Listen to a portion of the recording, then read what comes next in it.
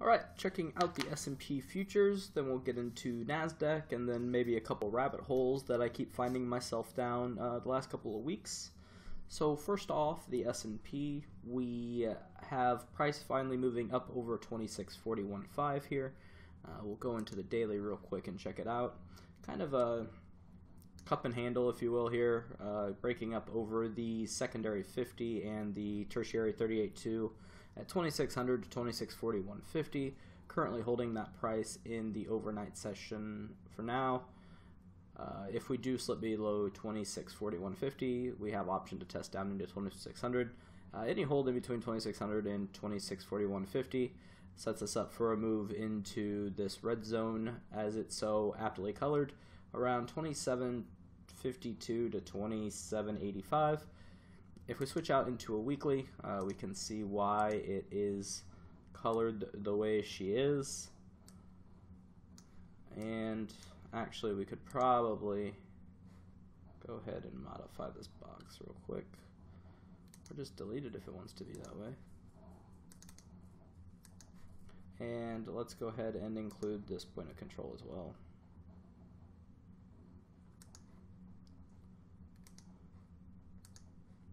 And I'm not saying that price has to test to the edge of the box by any means, but I just want an area so I know on the chart, hey, watch out.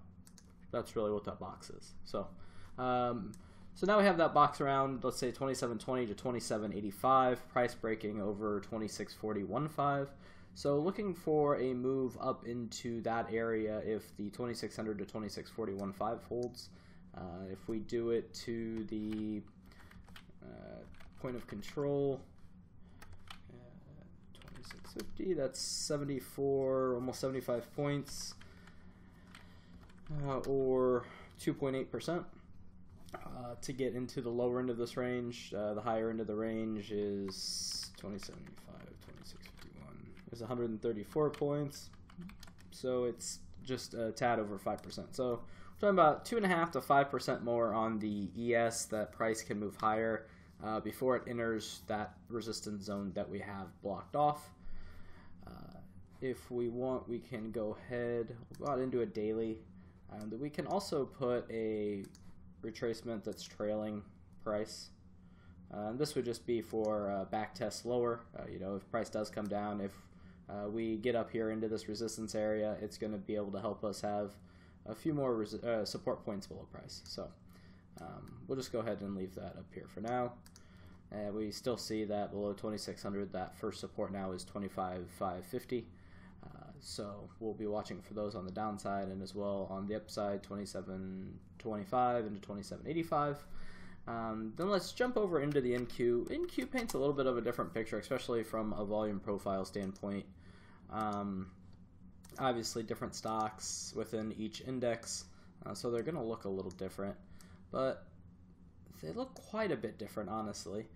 We have the Nasdaq, which came down into a very large node of volume down here at the lows. The point of control all the way out to 2017 is here at 29.24.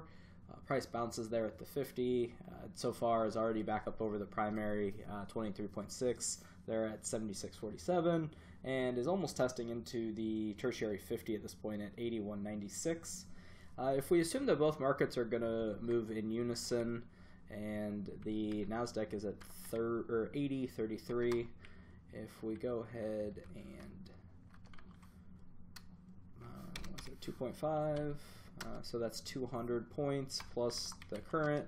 So low side is 82.35, which puts us right up here, honestly, right into our next target zone between the tertiary 50 at 81.96 and the secondary 23.6 at 83.70.5.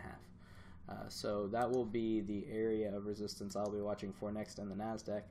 But I can't underscore the difference in the volume profile with all the volume on the Nasdaq now below it, and on the ES, as we saw, we have a lot of volume now above price as well on the ES. So this is one of those times where you certainly want to start digging through individual stocks and holdings, seeing which stocks are set up as opposed to which markets are set up.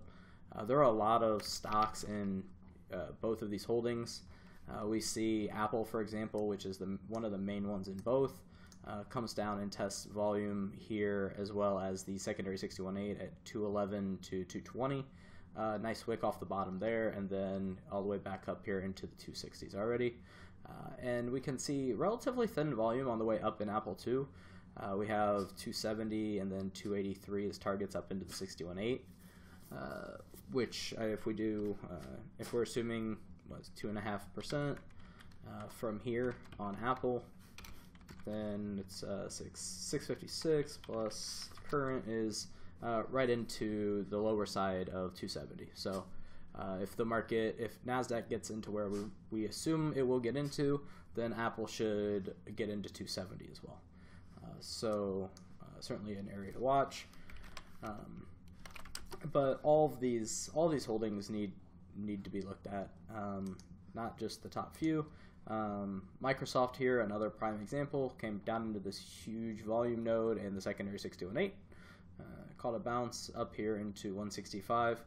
Microsoft about 3 points shy of the tertiary 61.8 at 168.48. So probably would not be a play that I tried to make right away on Microsoft. There are probably other stocks set up a little bit better than this for sure. Anyway, so Amazon, there's another really good example of a stock that just tested into volume, held the lower end of volume, and now it's up and back out. Amazon even already clearing the tertiary 61.8 here at 1972, and as well as that secondary 23.6 at 1978. Volume gets rather thin above on Amazon. It'll be interesting to see if it can clear this 2000 to 2010 range, test to 2053, and then almost nothing above that, all the way up at all-time highs at 2185. What is another big holding? A lot of problems I have are with the banks. Not really doing much for me. Maybe banks finally get tested as like a second wave after some of these techs get done.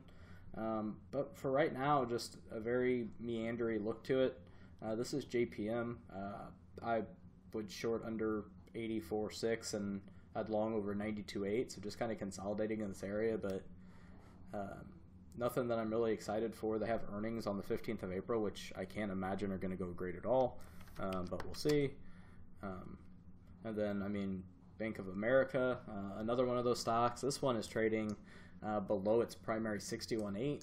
If we go out into a weekly, actually you need a monthly. All hope.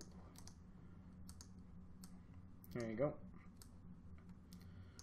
So I mean, Bank of America is trading underneath the 61.8 in this huge cluster. If it can clear 23, then it has a shot to rally. But again, not one of those names that I want to play here. I'd love to pick up Bank of America down here in the 15s to 17 area, though. So if we do see rejection of price,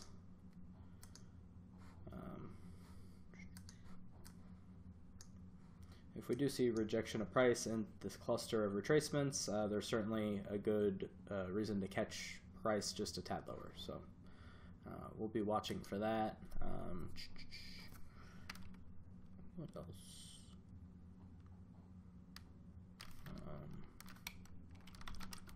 This is one that everybody likes to play. Tesla setting up in a very similar, I mean, downtrending-esque cup and handle.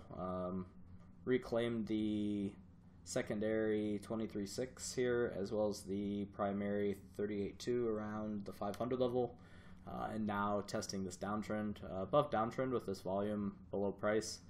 Would be expecting move up into the 540s and then 560s most likely. You could strike a shorter term retracement such as this, and you see that in that regard that we're already over that 61.8 at the 509 level. So another one to be watching for to the upside here in Tesla. What do I have right now? We looked at, I've been posting gold a lot lately. Just a beautiful inverse head and shoulders here in gold. Certainly broke out a few days ahead of time.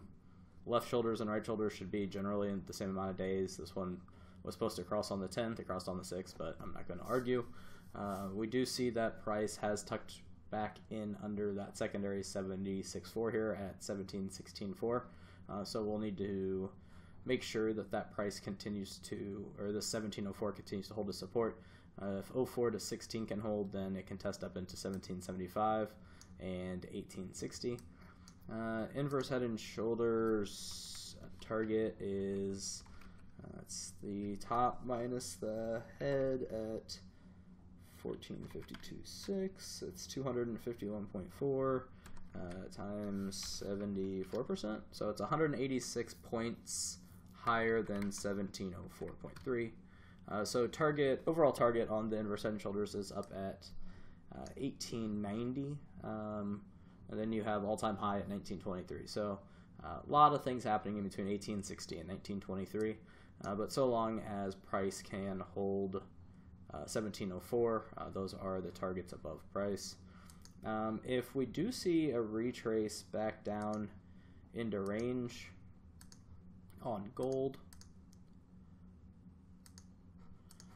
I really like, I'm watching the 61.8 here at 1640, and then this volume node really all the way up into 1650 to be supportive of price, and then to rally back up and outside of 1716.